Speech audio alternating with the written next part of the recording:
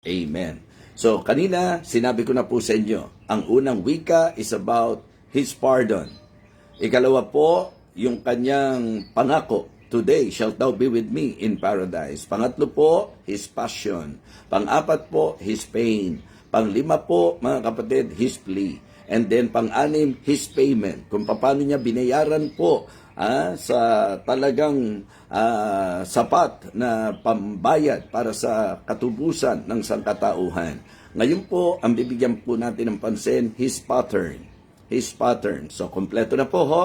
So, His pardon, His promise, His passion, His pain, His plea, His payment, His pattern. Yan po ang kabuuan ng 7 huling wika ng ating Panginoon. In fact, doon pa lamang po sa punto natin, sa bawat saying, yan po'y mensaheng maliwanag na po pwede po na magbigay ng kaunawaan po sa atin sa mga wika na binanggit ng ating Panginoon. Now, ang ating pong concluding message, ito po ay ang 7th saying. Yung 7th, yung ikapitong wika ng Panginoon. Ang sabi po niya, Father, into thy hands I commend my spirit.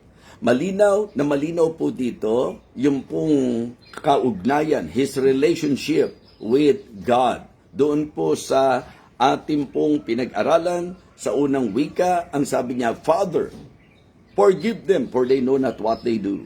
Pero sa kalagitnaan po, sa tindi na rin po ng sakit at hirap at para sa katuparan ng kasulatan at para sa emphasis ng kanyang dinanas para sa atin, He addressed His Father, my God, why hast thou forsaken me? Na ang sabi ko nga po, naging dahilan sa iba to question His deity, wherein, as I explained to you, kung ano po ang malinaw na turo ng salita ng Diyos, hindi po iyon problema sapagkat even the Father, He acknowledged and He addressed His Son as God. Yan po ay nasa Hebrews chapter 1 and verse number 8. And unto the Son, He saith. Ano po ang sinabi ng Ama sa kanyang anak? And unto the Son, He saith, Thy throne, O God, is forever and ever, and the scepter of righteousness is the scepter of thy kingdom. So, gusto ko lang po na makita nyo po kung bakit sa kalagitnaan ng kanyang pagdurusa, ng kanyang paghihirap, mas ginamit po niya at tinukoy niya ang kanyang Ama na Diyos. My God, why hast thou forsaken me? Ito po ay dahil na rin sa pagdidiin na kung ano talaga ang hirap at sakit na kanyang tiniis at dinala para sa atin, sapagkat malinaw po na sa tinalakay natin ang Diyos na banal, hindi matingnan ang ating Panginoong Jesus na nakabayubay sa krus, samantalang pasan-pasan po niya ang karumihan, ang kasamaan, ang kasalanan ng sanglibutan. But here, sa kanya pong pang-7 wika, again, He emphasized His relationship with the Father. He emphasized His relationship with the Father. Mga kapatid, makikita nyo rin po not just His relationship with the Father, but His recognition and reliance. Yung kanyang pagkilala, yung kanya pong pagtitiwala. At yan po ang gusto kong sentrohan po natin ngayon patungkol sa ikapitong wika ng ating Panginoon. Nung sinabi po niya, Father, into thy hands I commend my spirit, ano po ang mensaheng dating po sa atin? As what I have mentioned to you, sa ating pong ika-6 na wika, ang mga salita po ng ating Panginoon, particular, ito pong mga huling bahagi, ito po ay hindi mga salita ng kabiguan o ng katalunan, kundi ito po ay masasabi nating declaration of victory. Ito pong ikapitong wika ay ang pagpapahayag ng kanyang tiwala, lubos na pagtitiwala sa Ama. At ito po ay pattern na dapat tularan ng marami po sa atin. Matapos ang kanyang suffering, matapos ang matinding katahimikan at ang sakripisyo na hindi po kayang tumbasan at tawaran, mga kapatid, tinapos po niya ang kanyang mensahe at ang kanyang gampanin sa krus. Hindi po sa kabiguan o pagkatalo, kundi sa pagpapakita ng dependence, yung kanyang pagtitiwala sa Ama. So, Father, into thy hands I commend my spirit. So, kung kukunin po natin yung unang bahagi, Father, into thy hands, so ang unang puntos natin is about the prayer of surrender. The prayer of surrender. Ito po ay ang kanyang panalangin, pagtawag sa Ama na kung saan malinaw po ang kanyang pagsusuko. Ito po ay ang masasabi po nating panunumbalik, because when he addressed again God, his Father, this is about yung pagbabalik po nung intimacy. Yung intimacy, mga kapatid. Kumbaga, yung restored fellowship.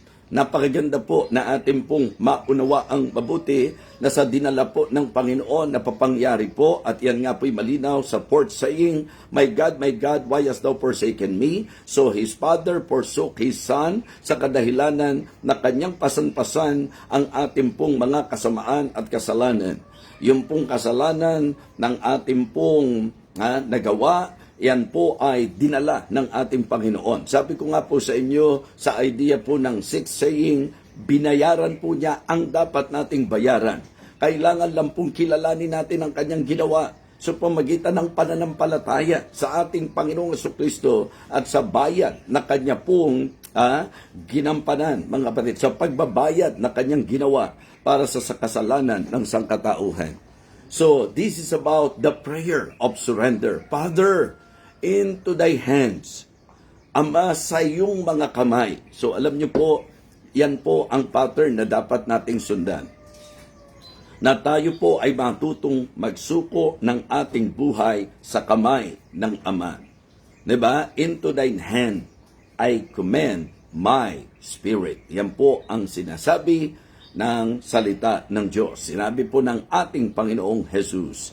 Sa Hebrews chapter 2 and verse number 13, ang sabi po, I will put my trust in Him.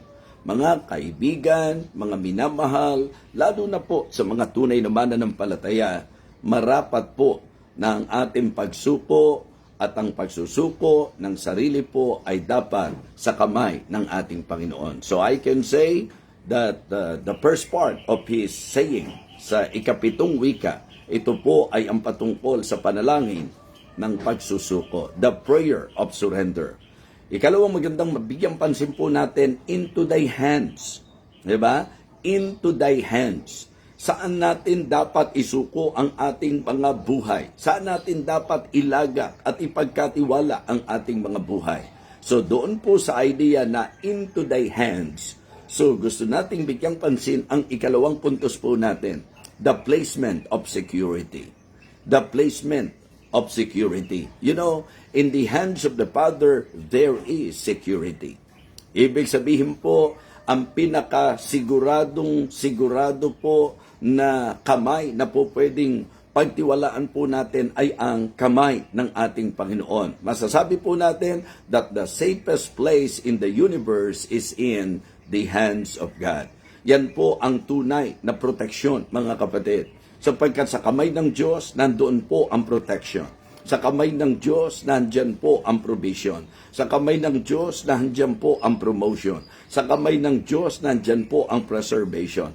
What I mean to say, secure na secured po tayo kapag tayo po ay naglagak ng ating buhay sa kamay ng Ama. Ang sabi po niya, Father, into thy hands, that is the prayer of surrender. Into thy hands, that is the placement of security. Saan mo po inilalagak ang iyong buhay? Kanino ka po ang kamay nagtitiwala? Ito po ay marapat maging paalala at maging padron sa bawat isa po sa atin na ang tamang lugar ay ang masasabi po nating kamay ng Diyos na magbibigay sa atin ng seguridad. Sa John chapter 10, verse number 28, remember, and I give unto them eternal life, and they shall never perish, neither shall any man pluck them out of my hand. Si Jesus Christ po yan. In verse number 29, ang sabi po niya, my Father which gave them me is greater than all, and no man is able to pluck you out of the Father's hand. So, mga kapatid, in the hands of the Father, there is surety, there is security, there is supply. Mga kapatid, there is supply. So, yan po ang napakahalagang message. Paalala po, mga kapatid, na ang kamay ng Diyos, kumbaga, yun po ang po pwede nating bigyang pansin. Sapagkat no one can deny na, sabi ko nga, sa kamay ng Ama, may kapangyarihan. Sa kamay ng Ama, may proteksyon. Sa kamay ng Ama, may provision. Di po ba? In the hands of the Father, there is security because there is power, there is protection, there is provision, there is promotion, everything sa buhay po natin. Kaya nga sabi ko, kahit nga po doon sa usapin lang, na kasi it is an expression. Ang tawag po dyan, anthropomorphic expression. Diba? So, yung po bang ginagamit po sa pahayag, sa paglalarawan sa Diyos, yung bahagi ng katawan ng tao upang mai-express yung kanya pong kayang gawin. Diba? Halimbawa po, ang mata ng Diyos ay nakatingin sa lahat ng dako. So, yun po mga kapatid ay naglilid sa atin sa idea that God is able to see everything sa buhay po natin. So, hindi ibig sabihin nun physical na mata, kundi yung kakayahan ng Diyos na mamasdan po ang bawat isa sa atin. Hindi maiksi ang kamay ng Diyos upang tayo po'y kanyang abutin. Hindi ibig sabihin parang si plastic man ang Panginoon. Hindi po. Kundi ito po ay expression for us to realize and understand what God can do. The ability of God. That God is able na makita ang lahat ng bagay. That God is able na talagang, nasa control po niya ang lahat ng bagay at ang Diyos ay makapangyarihan. So, when the Lord Jesus Christ said, Father, into thy hands, sabi ko nga, the placement of security, ito po ay ang kamay ng Diyos. Mga kapatid, kung anuman ang po pwede po natin, kung anuman ang pagpapasyahan po natin na itiwala, ilagak sa kamay ng Diyos, mga kapatid, masasabi natin na ito po ay eternally secure. Iyon po ang dapat nating maunawaan. And then, the presentation of Spirit. Diba? How the Lord Jesus Christ presented His Spirit. Okay? The presentation of the Spirit. Ang sabi niya, I commend my spirit. Sa ibang salin po, ang ginamit na salita is commit. Sa totoo lang po, Jesus Christ willingly gave His life. Tama po? Voluntarily po ito.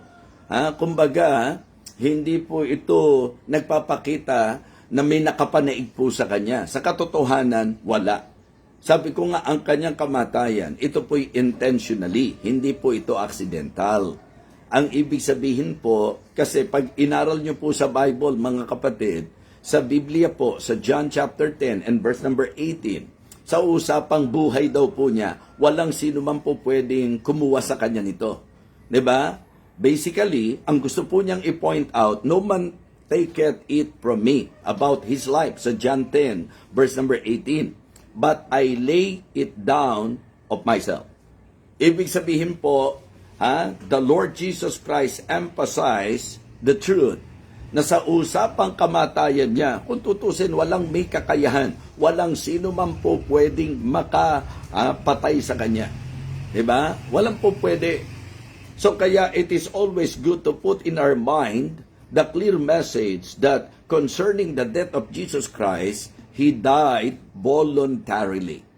Siya po ay namatay na kung saan kusang ibinigay po ang kanyang buhay. Mga kapatid, sabi nga ng Bible, di po ba?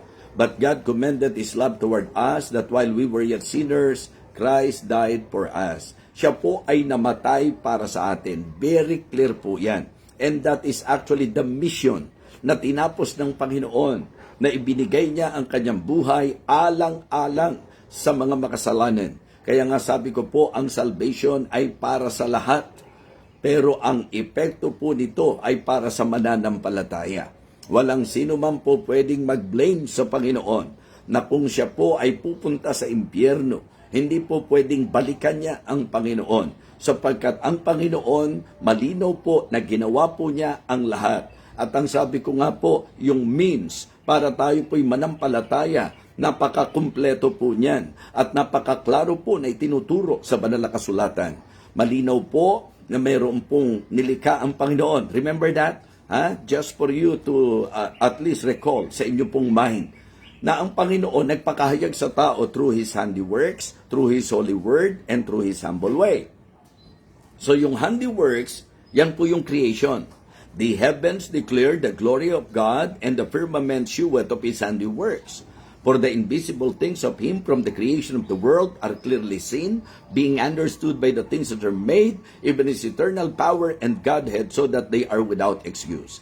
Kahit na nasa kasulok-sulukan ka pa ng sandaigdigan, kahit ikaw ay nasa kasulok-sulukan ng mga kabundukan, lahat ng nilikha ng ating Panginoon ay hindi po pwedeng tumanggi sa katotohanan na nahandyan ang sangnilikha ng Diyos na nagpapahayag na may Diyos na lumalang, na may Diyos na naglikha ng lahat ng bagay. So, ang isa sa masasabi nating means, sa mga means na po pwedeng maging dahilan ng pagkilala ng tao po sa Diyos ay ang kanyang handiworks, ang lahat ng kanyang mga nilikha. Nagpapakita, hindi po pwede kasi na meron pong relo na wala pong gumawa ng relo. Hindi po pwedeng magkaroon po ng mga sasakyan nang wala pong nag-imbento ng sasakyan.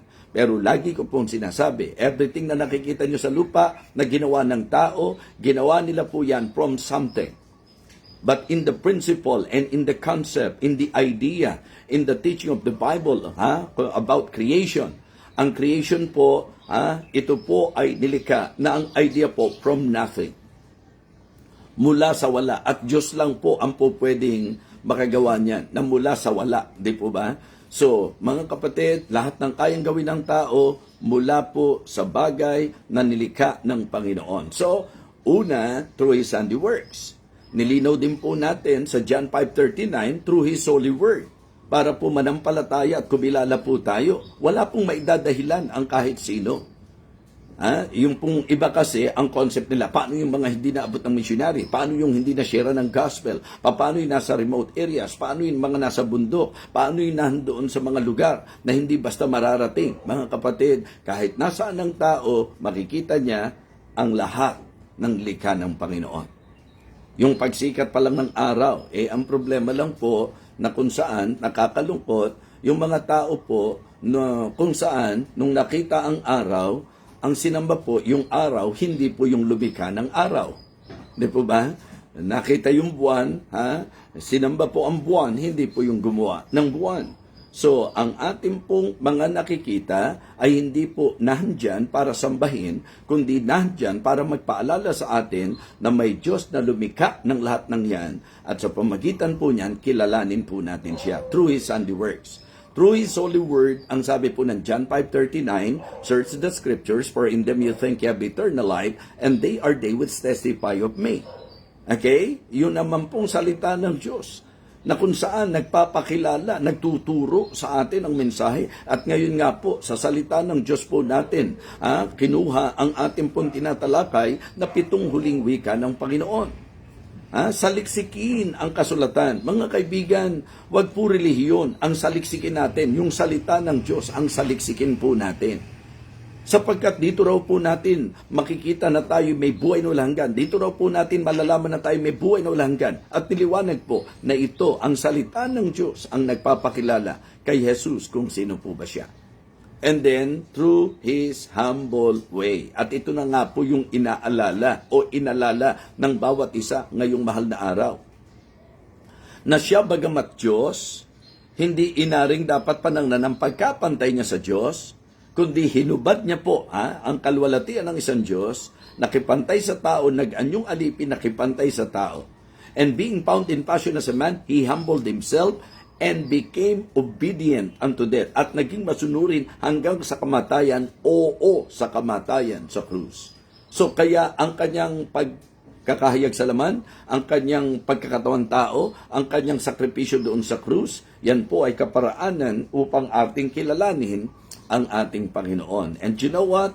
Dito po sa halimbawa na ipinakita ni Jesus Christ, ang kanyang ipinaunawa sa tao, mga kapatid, na talagang ang Espiritu ay dapat ikapagkatiwala sa Diyos. Father, into thy hands, okay, the prayer of surrender. Into thy hands, the placement of security. I commend my spirit, the presentation of the Spirit. Yan po ang ating pong 3 puntos, the presentation of the Spirit. Ang Diyos, ang ating pong dapat kilalanin. At narito po, ipinakita ni Jesus Christ na dapat po kilalanin natin na ang ating espiritu ay sa Diyos din babalik. Mga kapatid, mga minamahal, isang bagay po na magandang maunawaan po natin na ang naging sakripisyo ng ating Panginoong Hesukristo ay dapat magdulot ng kaligtasan sa atin.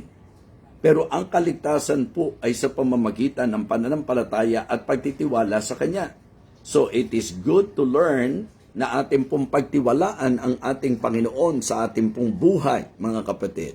Ating pong bigyang pansin ang pattern na ipinakita po ng ating Panginoon. At yan po ang mensahe ng huling wika ng Panginoon. Father, into thy hands I commend my spirit. Mga kapatid, sabi ko sa inyo kanina, mga minamahal, ito po ay malinaw na mensahe ng kanyang relasyon sa Ama, Father. Yung kanyang recognition. So, yun po ang kanyang tinawagan. And then, reliance. Very clear. Okay, the relationship, the recognition, and the reliance of our Lord Jesus Christ to His Father is very clear here in His 7th saying. Father, into thy hands I commend my spirit.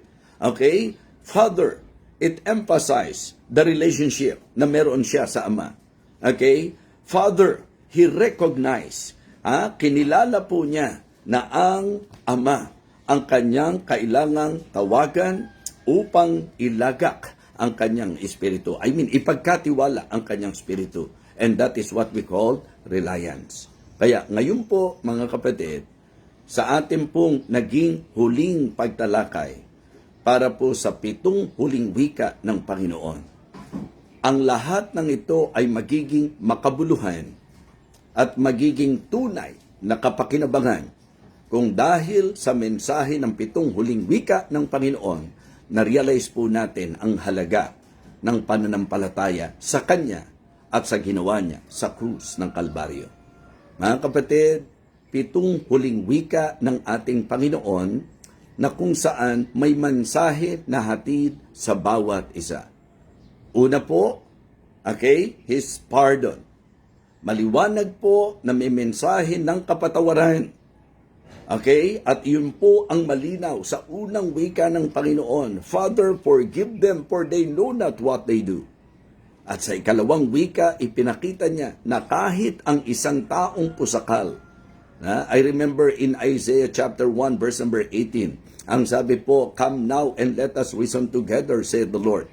Though your sin be as scarlet, they shall be as white as snow. Though they be red like crimson, they shall be as wool. Mga kapatid, importante po na ito ay ating maintindihan that even the thief on the cross, he received the promise of salvation of our Lord Jesus Christ sapagkat natutunan niyang pagtiwalaan, kilalanin ang Panginoon. Even the Apostle Paul, ang sabi niya, this is a faithful saying and worthy of all acceptation that Christ Jesus came into the world to save sinners of whom I am chief. So, His promise, today shalt thou be with me in paradise. And then His passion. At ito naman, medyo isinentro natin, mga anak, kamusta po ang puso natin sa ating mga nanay, sa ating pong mga magulang. Makikita niyo po na ang ating Panginoon sa kanyang 3 wika, kahit na nga po siya, kung tutuusin po, ay hirap na, sobrang pasakit po mga kapatid, pero ang puso niya, ang tibok ng puso niya, mararamdaman niyo pa rin po, nung kanyang bigyang pansin pa rin, ang kanyang nanay. Woman, behold thy son. Pumapatungkol po kay John na disipulo. And then, sinabi niya kay John, behold thy mother. Pagkalinga po yan because of his passion. And then, sa 4 po, his pain. My God, why hast thou forsaken me? Ito po para sa akin po, dapat pumukaw sa damdamin natin na hindi biro ang dinanas ng ating Panginoong Jesus.